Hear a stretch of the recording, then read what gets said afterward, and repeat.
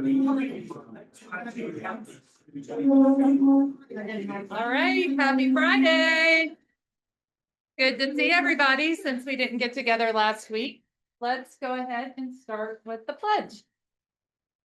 I pledge allegiance to the flag of the United States of America and to the republic which stands one nation under God, indivisible, with liberty and justice for all. All right, and the four-way test of the things we think, say, or do. Just the truth. It is a right to all. Will be beneficial to all concerned.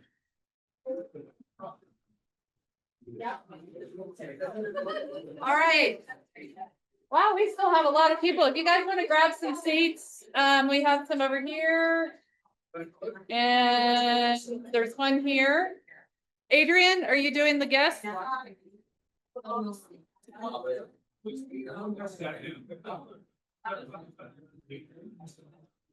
I forgot what you look like. You hadn't been here for a while, Adrian. Can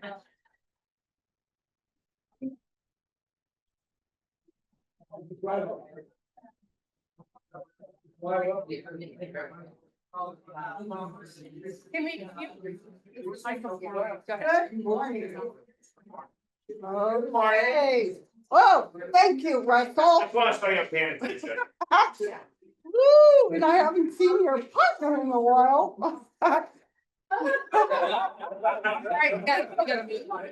Okay, sorry. All right, we will have our Michaela, who will be doing our speaking today. And we're so excited that Valentine is here. Oh, yes. Thank you so much for coming today. And we have Christy from Kiwanis.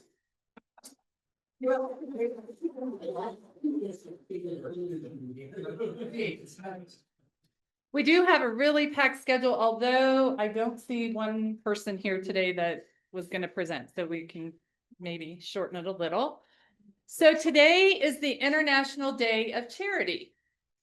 And it is not how much we do, but how much love we put into the thing, into doing it. And that's from Mother Teresa. And that's actually, that's why today is the International Day of Charity, to honor her.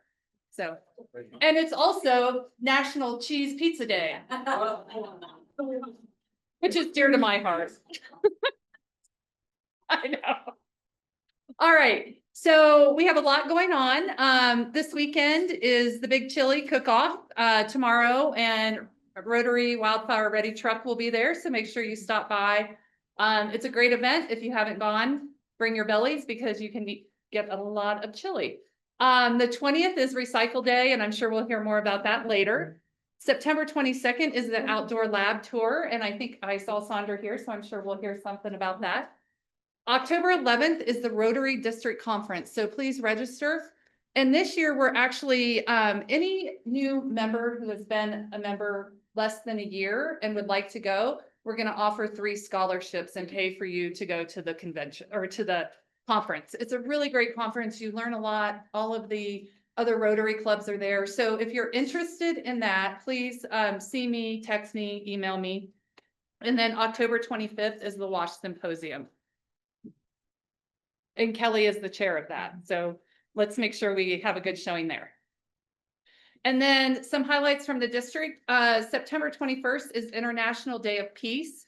And that day, Conifer will be having a celebration at their Peace Park from 2 to 5 on the 21st. And Jen, I think I sent you some info on that. So that'll be in the announcements. September 28th is the Touch a Truck for Clear Creek 2000 from 11 to 2 at the Martin Marietta Wallstrom Quarry. And then just going ahead a little bit, October 24th is World Polio Day. So just some good things to have on your calendars.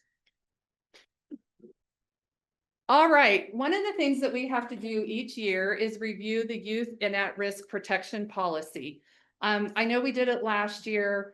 It's really important for anybody that actually has involvement with any young at-risk people, but mostly it's for our youth, for RILA, let's see, Young Rotary, Rotaract. And so please go online. You can go online on the district page and read more about it. If you are participating in the exchange student program, there's other things you have to do, background checks. There is a quiz that you take, but it's really to protect yourself if you are involved with children. So even if you have the slightest interaction with them, please make sure that you read our policy. Does anyone have any questions about it? Okay. All right, so this is my Sparkle That Inspires. As we know, the last time we were all together, we had Cindy Rolled here, and I don't know if people saw the pictures, but I was on our president's meeting right after that, and she was still talking about, like, she said, there's some really fun clubs out there, and kind of I knew what she was talking about. And then she said, there's others that don't do as much. So I took that as a compliment for us. Anyway, that was really fun, and I thought she gave us some great information. And then also the Christian Urbic pickleball tournament was so fun. And I thought I would put up some pictures from that. And you guys probably can't see it, but this is Jenny in action. So, but thank you, Gary, for that. That was a great event. And there were so many people that showed up and played pickleball or just observed. So, all righty, happy bucks. Good job. Who's doing okay? Who has happy bucks today? All right. Come on, you have to give Richard and Jack something to do. So who? Exactly. Who gets happy bucks? Oh, here we go. There we go. Okay, two things. When I missed last month, doing this, but, had a birthday on the 13th. And, what's wrong with me is born on a Friday. So anyway, I got a check here for $77. That birthday. And then on Sunday, I'm leaving for my 51st straight man's trip. Yeah. I'd like to offer $100, not for happy bucks, but for thankful bucks. For those of you that supported the event on the 23rd, both financially, well, both is really the wrong word. Financially, emotionally, physically, mentally. It was a great day, and we really appreciate it. Super. I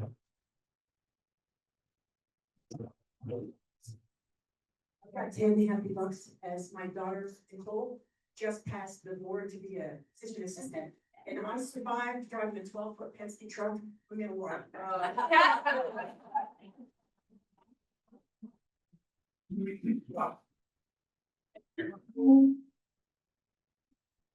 Yesterday, I got to see my granddaughter, Amelia Fidel, at the University of Colorado. Many of you remember she was a RILA counselor, and we supported her for many, many years. And her friends at the University of Colorado, she really loved friends. Oh. One, my son-in-law, who is a Wells County sheriff, was honored at the Rockies game as a first responder of the year, which I'm very excited about. And I have all my slots full for the Chili Fest, so thank you all my volunteers.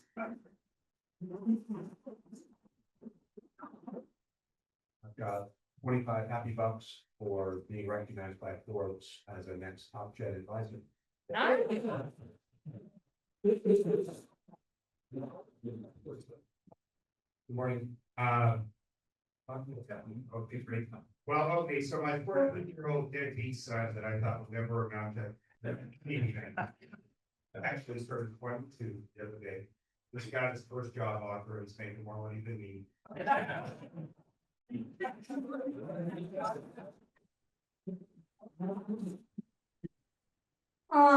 I had lunch with newbie, Nick and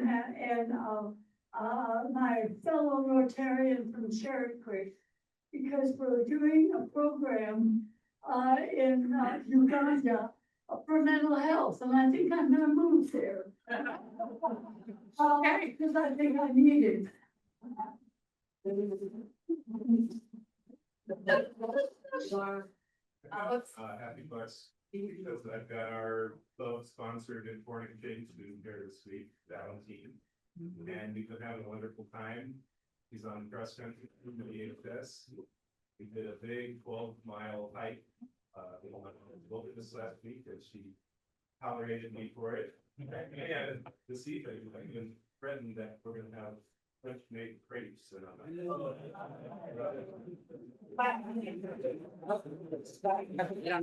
My son's, artificial disc surgery was a success.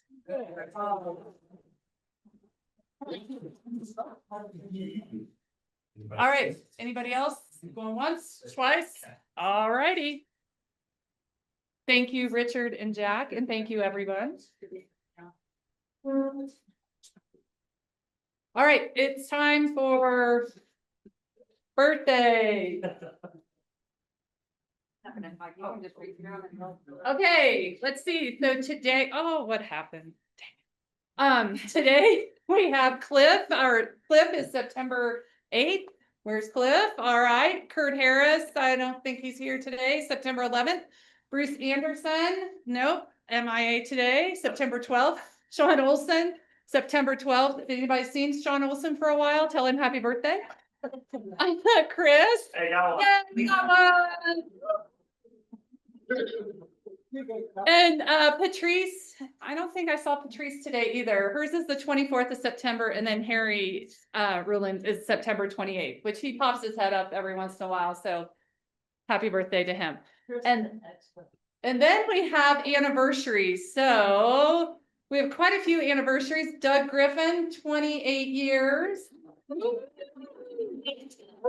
there he is. He's behind you. I knew he was here. Kurt Harris, 28 years.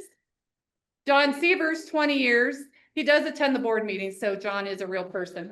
Cindy Solly, 11 years. Nikki Choder, 10. Bruce Anderson, again, 8. Maybe he's out celebrating both. Kelly, where's Kelly? I see him. 4 years, Kelly. And let's see, Corey. I saw Corey on Zoom, so he's been here 3 years. Corey, we'll eat your cupcake for you. And then Richard has been here 3 years. So thank you, everybody. What is great. I love doing this list because it just shows like how many people have been here so many years. So thank you. All right, we're going to do new member induction. Yep. Thank you. Okay, it's that time of the month where we are going to induct new members. Today we are inducting Joe Poppin. You may think Joe's been around a while. He is not really a new member, but Joe travels a lot. And so we have had a hard time scheduling his induction. Today we're going to induct him. He is, come on up, Joe. He is here. He's been with us, I guess. April. Yeah, since April. So we're going to induct him today. You'll hear a little bit more from Joe. Gary McKay is his mentor. He's out of town today. We should see if he's here. So anyway, let's go through our speech. Join me if you wish. Joe, it's a great pleasure on behalf of the board of directors and members of the Rotary Club of Evergreen to welcome you as a member. We welcome you not only for the fine fellowship we will share, but also for the dedication to the community. Rotary is not a political organization, but all Rotarians are vitally concerned with everything pertaining to good citizenship and the election of good men and women into public office. Rotary is not a charitable organization, yet its activities exemplify the charity and the sacrifices that one should expect from people who believe that they have a responsibility in helping others. Rotary is not a religious organization, but is built on those principles that have served as the moral compass for people throughout the ages. Rotary is an organization of business and professional people pledged to uphold the highest professional standards. Rotarians believe that worldwide fellowship in international peace can be achieved when people unite under the banner of service. You, Joe Poppin, have been chosen for membership in the Rotary Club of Evergreen because your fellow members believe in you. We accept you as a member and welcome your commitment. Fellow Rotarians, I have the pleasure of presenting to you Joe Poppin.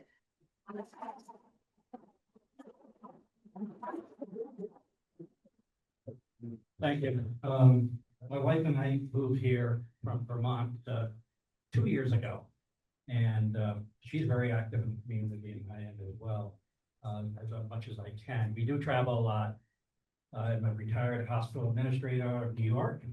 And so then we moved to Vermont and then followed our kids. I have 4 children and 3 grandchildren, and they're all saying, what are you doing in Vermont? You gotta come here. And so I have one up in Breck and one in Arvada, one in Denver, and one in Lakewood, so it's all easy to get to that. And we are the backup for childcare. That's why they wanted us to come. Anyway, nice to meet you all. I've seen many of you and met you on some of the activities we have, so I look forward to all the future things that I can do. Thank you.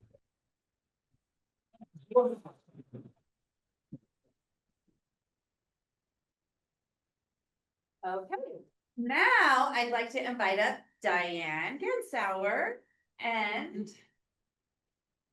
Oh, I knew she was here. Do you want to come up, Brenda, as her mentor, since you helped her graduate?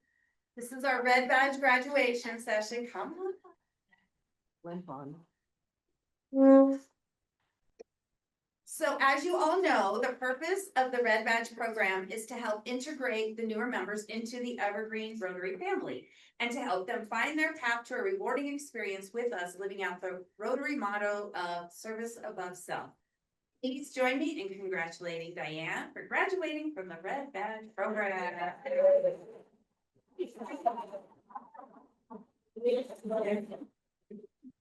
Maybe not right. Oh, no. So, we're sure all good. Okay. Thank you. Thank Good you. job. Thank you, Brenda. Thank you. Brenda. Thank you. All right, so now we're gonna bring up Christy from the Blue Spruce Kiwanis Club. And I actually met Christy at an event we did for the celebration of Evergreen. When was that? Back in a couple months ago. July 3rd. July 3rd. And told her, we talked a little bit about, you know, our club and what her club is doing. And I, of course, gave the plug for the Imagination Library, and actually, they sent us a check for $300 for Imagination Library. So thank you for that. But today she's here to talk about a different cause. So Christy, I'm gonna let you take it away. Thank you. I am Christy Tolan. I am president of Blue Spruce Kiwanis, and I am here today to talk about the Friends of Buchanan Buchanan Park project. So that project includes the skates. I'm just an assistant. Yeah, that one, there's the whole project. It's got the skate park that's going in with the Evergreen Skate Park Coalition, the pavilion going in with the hop drops, and then Blue Spruce Kiwanis is doing the inclusive playground. So that's the whole project. We did a fundraiser on August 28th at the Lake House to raise money for the whole project. I haven't heard how much that's made yet, but A lot. it made a lot, yeah. So thank you. Many of you guys were there. Some of you guys were there. So thank you for coming to that. And then this is the playground, and some of these, I don't know how well you can see those. Some of these pieces of equipment are our wish list that we want for the playground. The inclusive playground is for all kids or adults with, anybody can use it. So the footing will be for wheelchairs can go in there. There won't be any, wood chips. It's all gonna be a, kind of a gel type where wheelchairs can easily roll across it, or walkers, or people walking, whatever. So it's gonna be for everybody. Each of these pieces of equipment, this merry-go-round, the wheelchairs can just roll into it, and they can spin it from the inside or the outside. The swing is the same thing. The wheelchairs can roll into it. There are many people up here that can't use the playgrounds up here because they have to go down to Littleton or Lakewood because they're not inclusive playgrounds. So kids with disabilities. We're also hoping to put in some sensory boards for kids with autism. So that's I think I have 5 minutes. I don't know how much that was, but. That's only like 3. Um, So anyway, that's kind of the spiel for the playground and the whole project. Does anybody have any questions about that?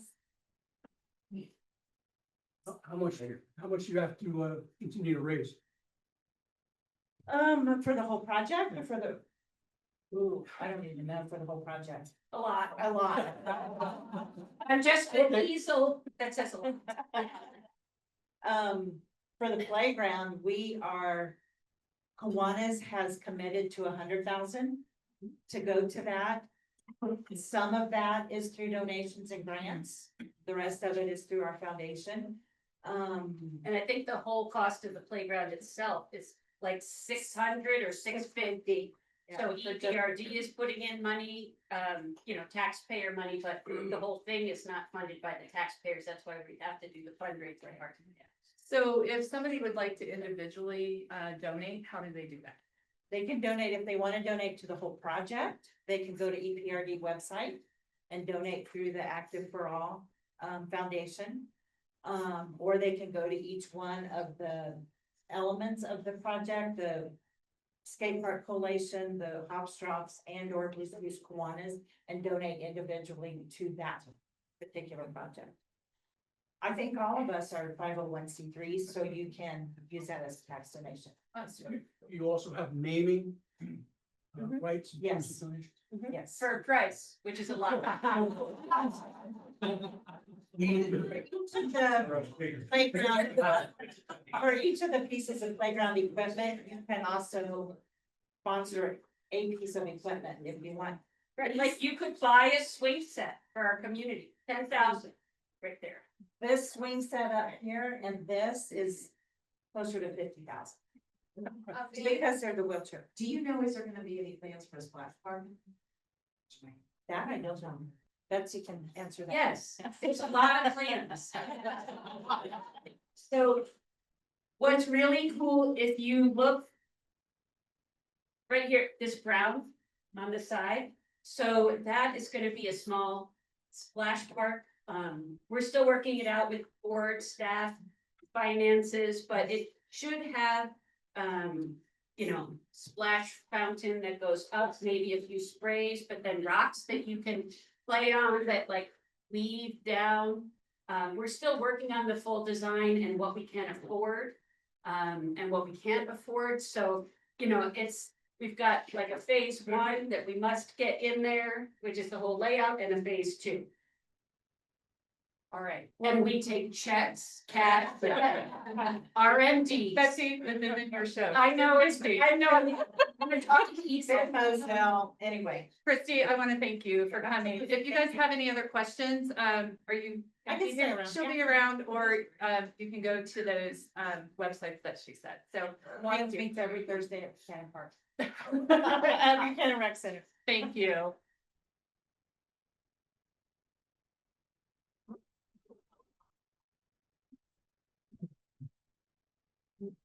And next, we're gonna do a pause for peace, and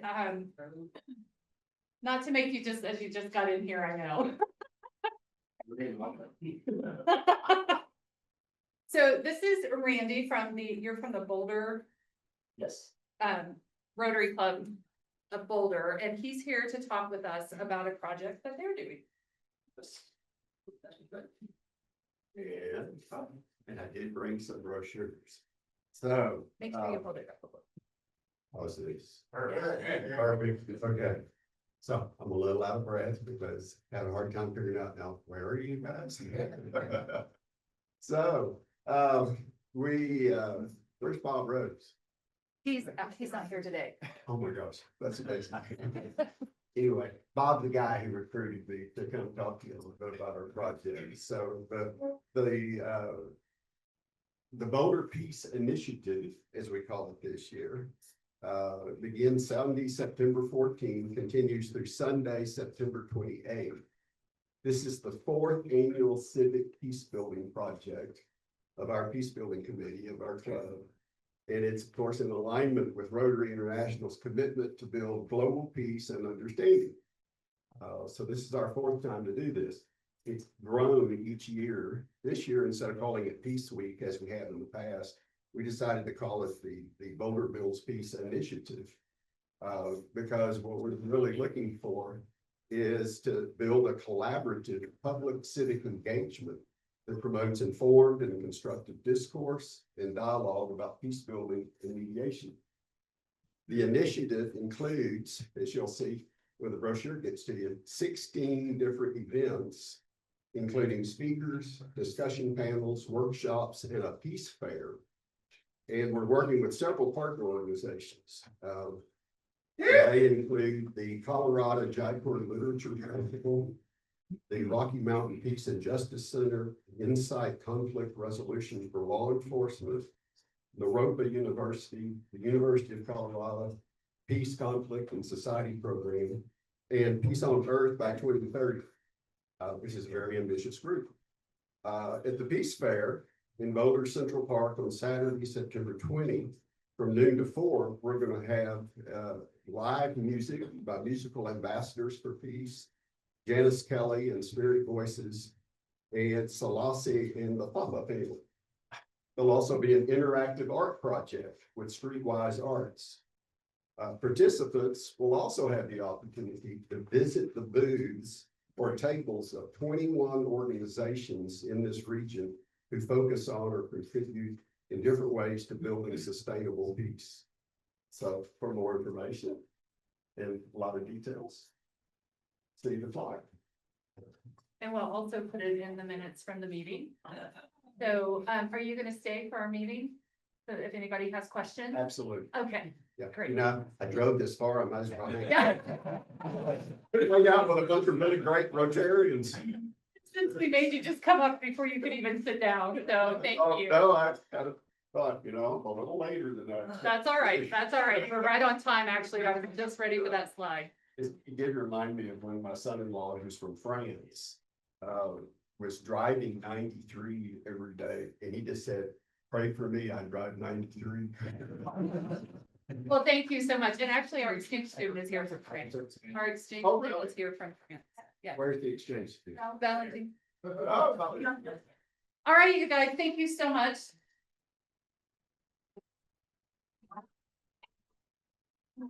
Okay, let's do general announcements. Who has an announcement? Here we go. Jeff's right here. We'll start off with Bob. Please remember to state your name. Wallace, hey, I think you guys saw the email I sent out.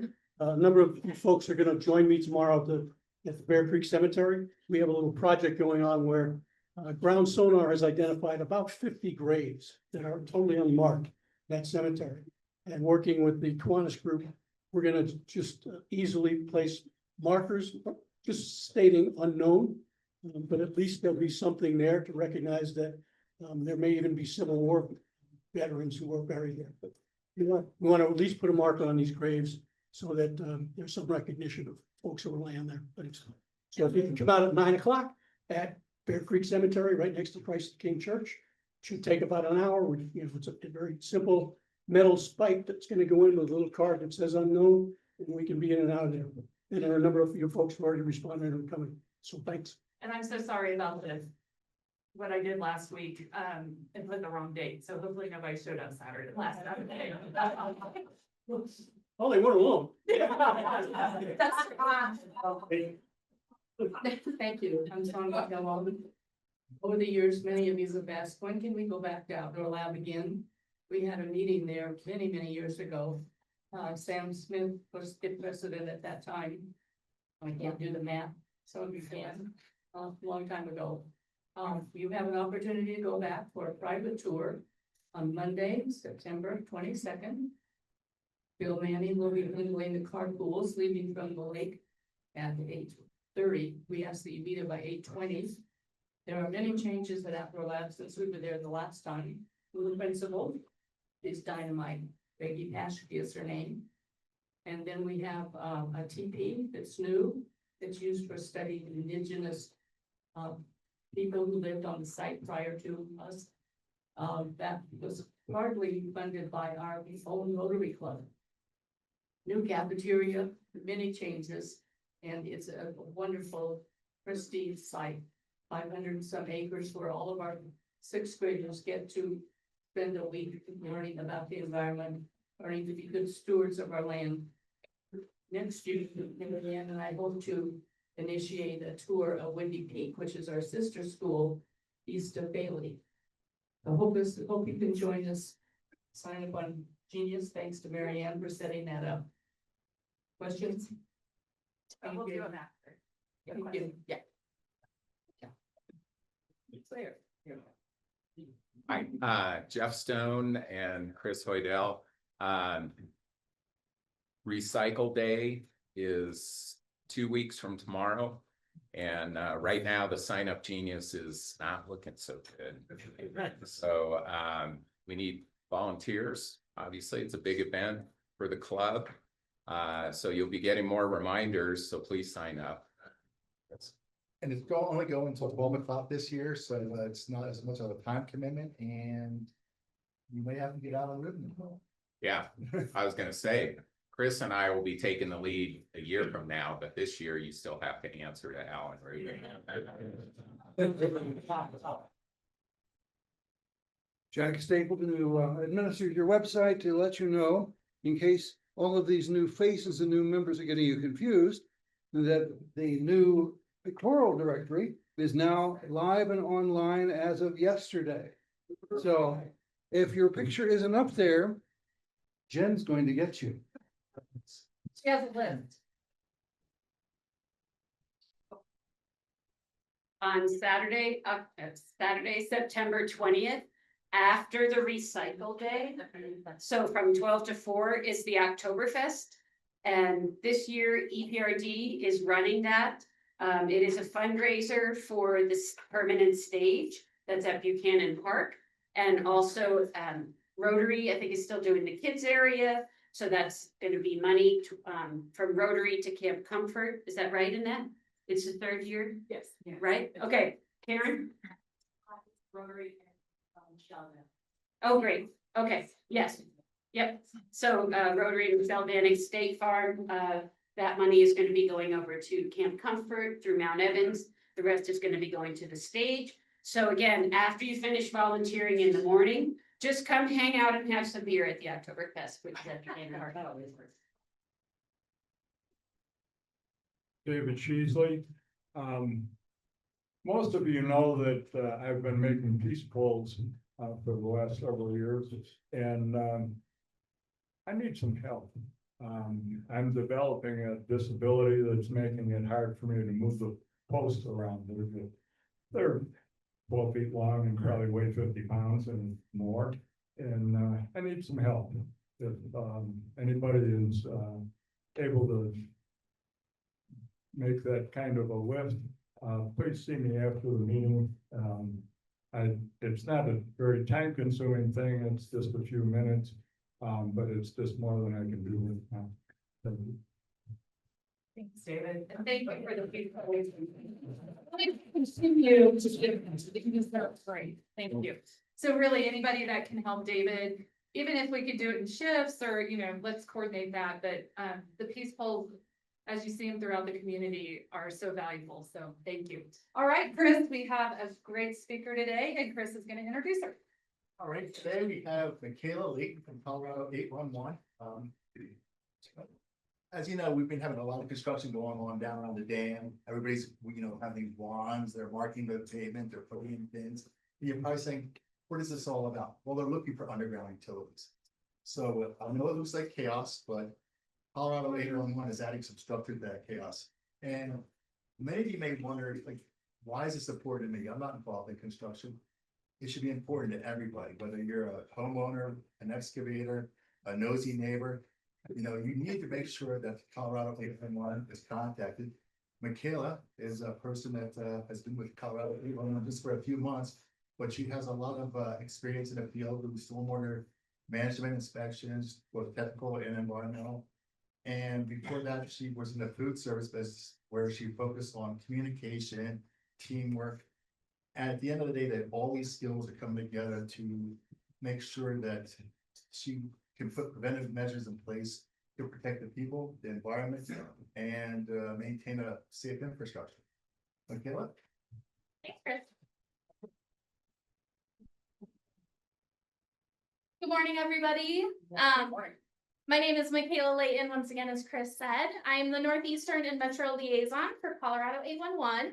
So I want to go over the basics of Colorado 811 with you all today, because as Chris said, it matters if you are a homeowner, if you are in an HOA, if you do construction, you will probably call 811 once in your lifetime. So who are we? We are a nonprofit organization. Our goal is to educate and then be the messenger.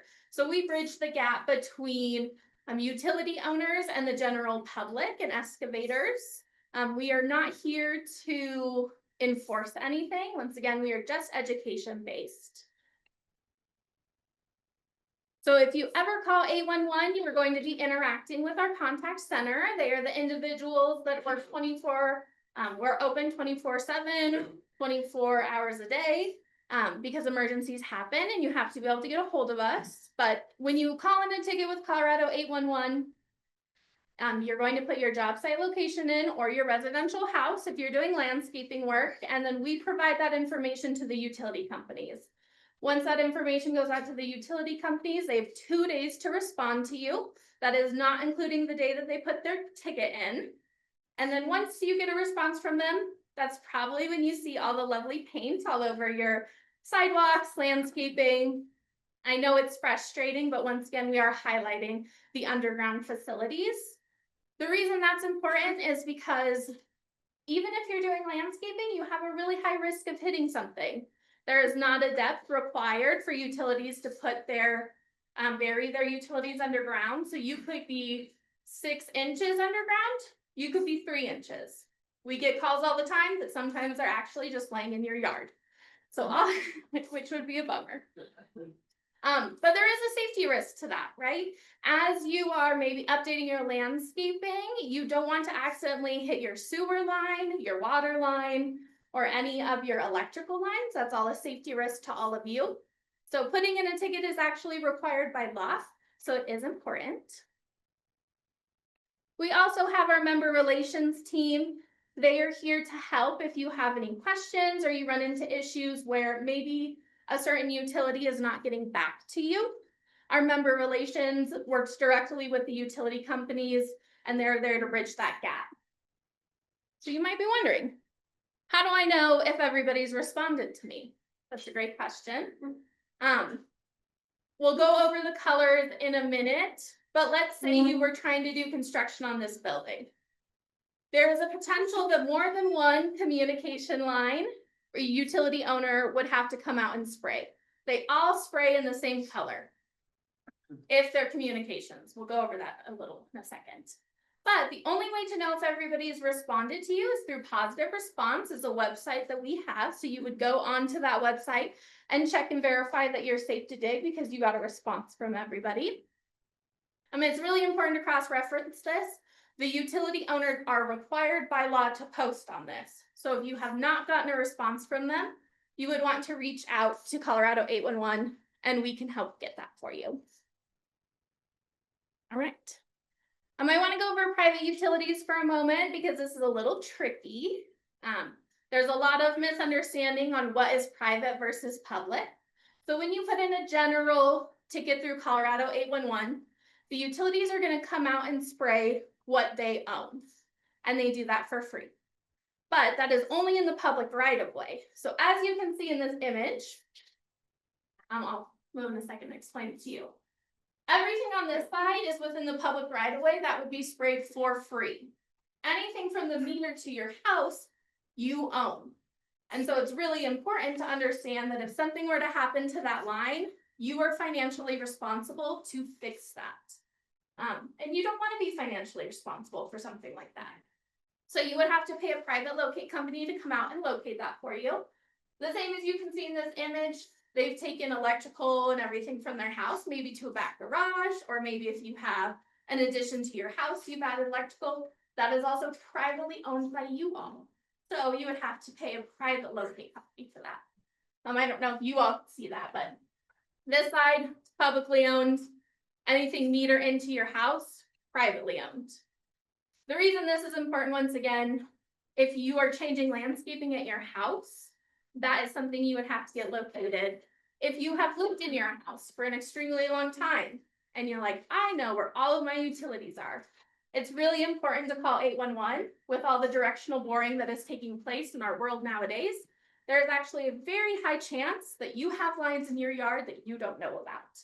So if you're pulling out a tree, if you're aerating your yard, all of that is considered excavating. So here are some other examples. 811 classifies excavation for anything that would move dirt. So that is a lot of things, right? Same with if you are putting stakes in and you're going to be pouring concrete, or even with your exciting project for putting new headstones in, getting an 811 locate would be important. So it's good to know that anytime you are going to be moving or changing things, a big thing with trees that's also important to know is maybe you put a tree in and you were 3 feet away from a utility line when you first put that tree in. If it's been in your yard for 20 plus years, the likelihood of it moving towards those lines and encasing them, really high. So then when you go to remove that tree, there's a really high risk that you would yank all of that out with them. So it's important to call. All right. Ooh, go back one. So here are all of the color codes. If you've ever seen all the paint on the ground, this is what each color is representing. So what are they spraying for? So your electrical is red, your gas, oil, and steam is yellow, communications is orange, potable water is blue, irrigation, sewer, and stormwater is purple, and then our sewer, that's like your flush, your toilets, that is green.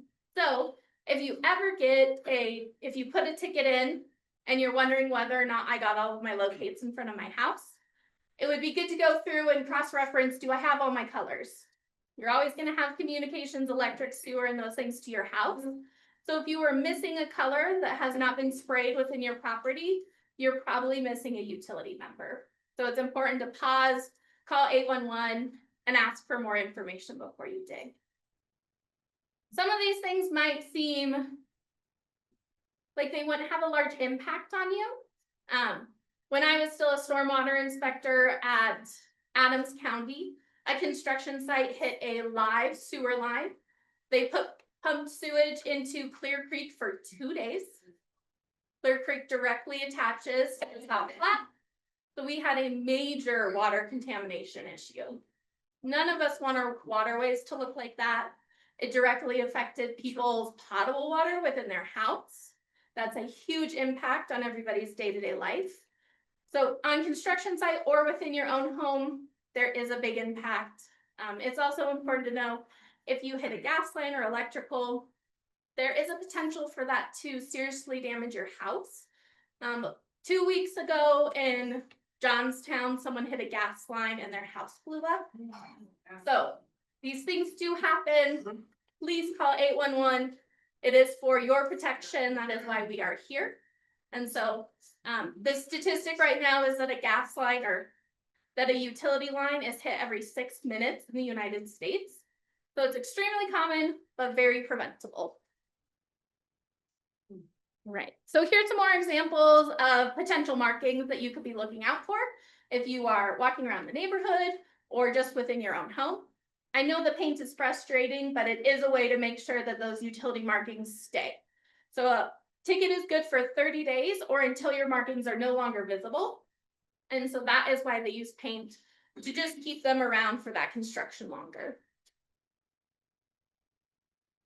For any of you that do landscaping within your house, I'll talk about this shortly, but there is a tolerant zone. So let's say a utility owner indicates that you have a 4-inch steel line going to your house. You want to add 18 inches to either side of that pipe, and then around that area only dig with a shovel. Carefully. You can go straight through a plastic utility, like a PVC pipe with a shovel. So this is why we have a tolerance zone. You are supposed to, within that tolerance zone, be very mindful of the equipment you are using. So your aerators, shovels, and those things. So even if you have a lot of utilities in your backyard, it doesn't mean you can't do anything with your backyard. It's just please be mindful of how close you are to that utility. Here's some other markers, just to walk around your yard and determine if you have any of these. This is more for construction, but these are good to look out for. These are indicators that utilities are around there. Same with stormwater inlets, if you've ever seen those in the right of way. So good to know. If you were to ever damage a utility, please make sure you evacuate the area, secure the area, and then call 911 first. You want to make sure that they are there, ready to help you if anything were to happen, and then you call 811 in. The reason you call us after is so that we can reach out to the utility owners and they can shut off that line for you or come out and help you fix it. That is it for me. That was fast. Do anyone have any questions?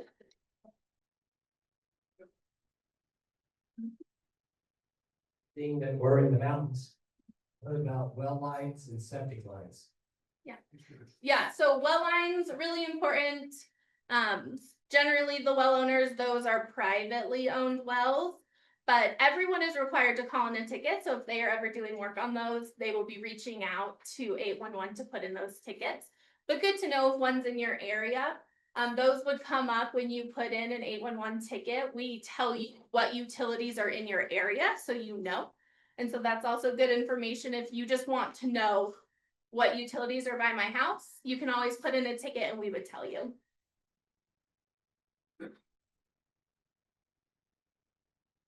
Do you interact with special districts who own utilities as well? Are they separately managed or collectively managed? So would your ticket also notify the special district? Yeah, so all utility owners, so a utility owner for us is anybody that puts a utility in the right of way. So HOAs are also considered a utility owner. They all have to be members with 811 so that we can keep track of what is in the area. And then because we have information about who is in the area, that's how we know what is around all of you. So everybody should be a member. Are the paints non-toxic? That's a great question. I'm gonna go with no, probably. It's generally just spray paint. Now, that being said, you can always ask for flags or chalk to be used instead of paint when you put in a ticket, but it is up to the utility owners to pick what paint they use.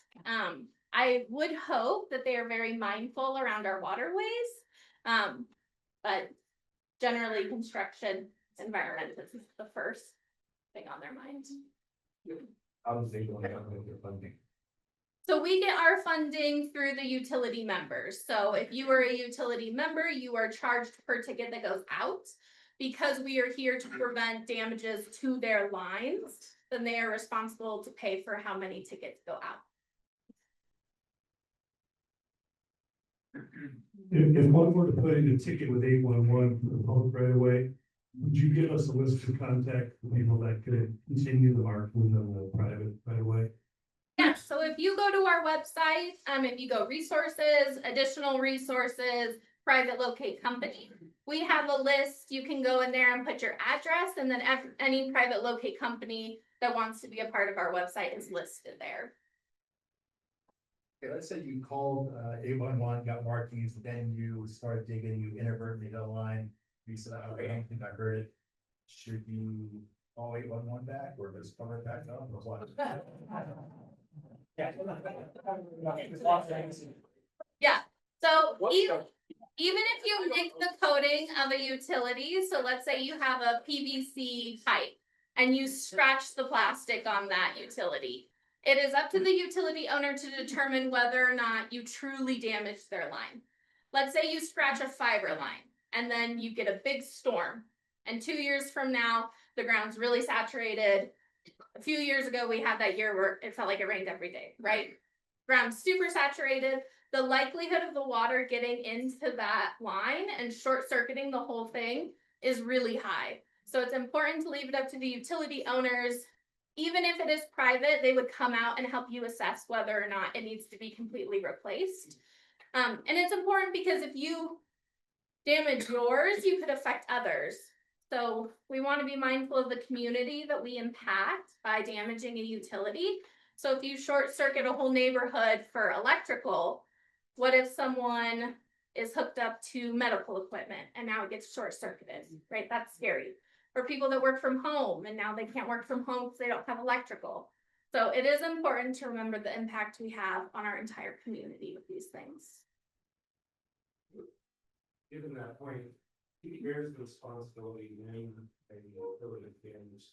And is there mitigation that if the West Mark the market this? Yes. So first point to that is it's important to know if it's privately owned or publicly owned. So if it is privately owned, let's say I'm working at my house and I damage my line, I am responsible for that. If I am a excavator and I'm working in the public right of way and I damage a line, the excavator is responsible for that line. If the utility company does not mark it properly and you are digging, they are held responsible for that line. Colorado does have the Safety Commission. It is a board of individuals that have been picked, and they go through all of these damages, complaints, and they decide who is liable. Yes, so they're a great resource.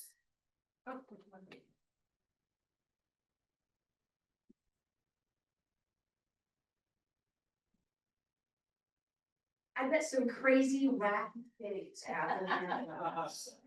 We love, tell us a story about a crazy. Or a couple of them. Oh, you have something in mind, I don't know. I mean, from a utility standpoint, generally wacky is hitting a line. But it's always interesting. You all can Google this. But there is a really well-known video of this gentleman. He's putting a fence post in. I would guess he's a farmer. So if you are a ranch owner or an agricultural, those rules are a little different, but you can tell he's putting a fence post in. He's probably done it his whole life. So he's got this heavy machinery and he hits the button and it drops to like take out the dirt for your like fence. Thank you. And it doesn't work. And he's like, And then he hits it again and he's like, That's an indicator to stop. Okay. Pause for a minute and think. And he hits it the third time and it blows up. You can see the dirt. He's okay. He runs away, but he hit a gas line. So he assumed that piece of equipment was generally hitting a rock. And he was like, I'll just keep going. Right? No, that is not the key for utilities. Don't keep going. Another one, we had a contractor tell us that they hit the fiber line to NORAD.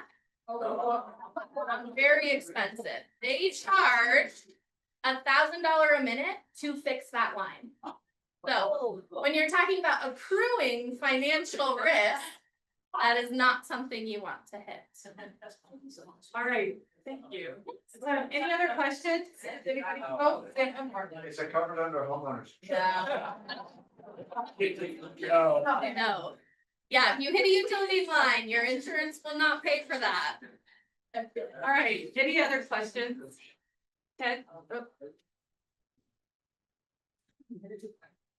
I live on 10 acres in Third Creek, lived in for 78, and I think of all the times I've poked holes in my on him, really lucky. I kind of know where the general area is, but then I watch how more recently people are putting things in the shallow. The huge differences that the gas line has been feet underground. Now because of the finding cable, they said it's 18 inch. So I mean, really, I'm putting a lot of holes in the guys putting out here. Yeah. Thinking that I knew they had work. I just won't count. Yes, I think you have. Yeah, it's important to realize too, there's not a depth requirement to any of your utilities. Your sewer and water will be the lowest because they don't want them to freeze. But as we're getting into this directional boring with all of your fiber lines and things, they're extremely shallow. If you get into your big subdivisions as well, let's say they put that fiber line in and they leave it dirt for a while because it's winter and they don't want to stabilize. And then a big storm comes and 2 inches of that soil washes off. Now your fiber line is much closer to the surface than what it originally was. So you generally never know where something is. So, Michaela put a lot of good information on the tables, including this color coded thing that she talked about. So please make sure that you take some if you need more. I'm sure she has more with her. But thank you, Michaela. This was so informative, and everybody pay attention because we don't want you on that video. So, for speaking to us today, Rotary is trying to eradicate polio, so we will donate 60 vials of the vaccine in your name. So thank you so much. Thank you.